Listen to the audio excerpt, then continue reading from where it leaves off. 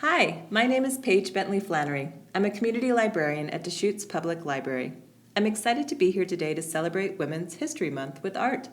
I've pulled together a collection of art books and pop-up programs you can do in and out of the library and in schools. Are you ready? Have you explored the amazing selection of famous women biographies in the past few years? Ada Lovelace, poet of science, the first computer programmer, Rad American Women, A to Z, I Dissent, Ruth Bader Ginsburg makes her mark, Rad Women Worldwide, and so many more, including picture book biographies. I put together a list on Riffle Books of all of my favorite art women biographies, including board books, a collection of artists, photography, and lots of picture books. I think my favorite is still, or at least one of my favorites, My Name is Georgia.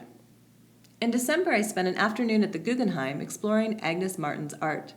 I enjoyed seeing her selection of paintings from the past 40 years, lines, grids, grays, to bold colors conveying abstract emotions, and it made me think of all of the other strong, persistent, creative women artists.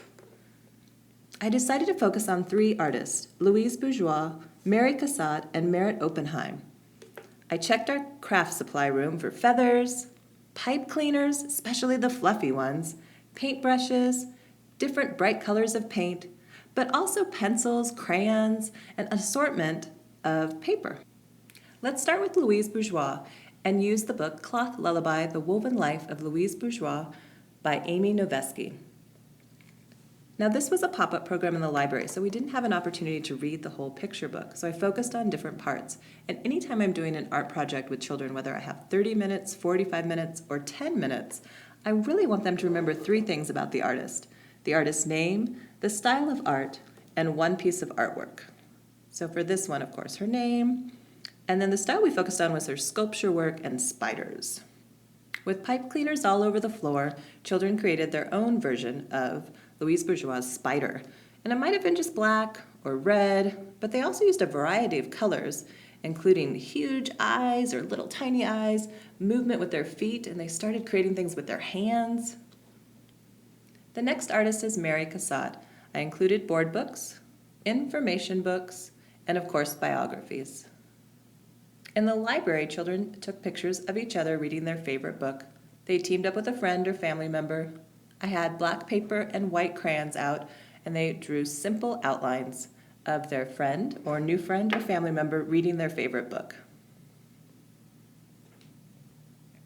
And the last one with Merritt Oppenheim, this is a perfect example of sharing a piece of artwork and where it's actually located. This one is Object, Breakfast and Fur from 1936, and it's located in the Museum of Modern Art.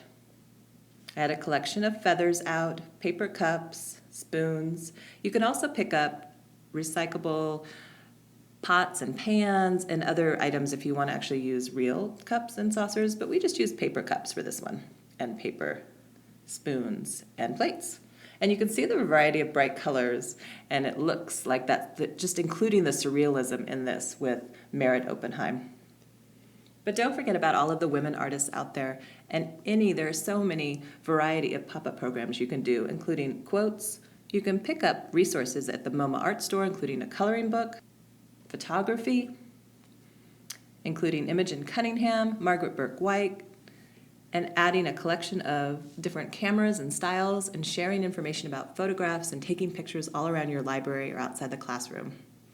Thanks so much for joining me in celebrating women artists. I'll see you at the library.